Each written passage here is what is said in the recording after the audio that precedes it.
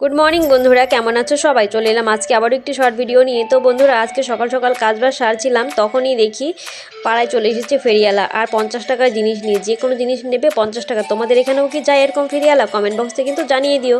তো বন্ধুরা, যদিও আমি তেমন বের হই না কিছু রাখার জন্য, তো আজকে বের হলাম কারণ যেহেতু ঠান্ডা ঠান্ডা পড়ে গিয়েছে, তো আমার স্যান্ডেলের খুব দরকার ছিল। আর আমার এত ঠান্ডা লেগেছে, তো ভাবলাম না একজোড়া স্যান্ডেল রাখাই যায়। আর জানালা দিয়ে দেখাই যাচ্ছিল, তো চটপট বেরিয়ে একজোড়া স্যান্ডেল নিয়ে নিলাম।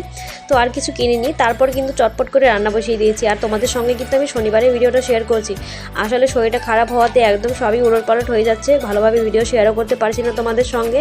তো বন্ধুরা, যেহেতু শনিবার, তো বুঝতেই পারছো নিরামিষ, তো সেই জন্য চটপট করে একটা সবজি করে নিলাম, বেগুন ভাজি আর বুটের ডাল।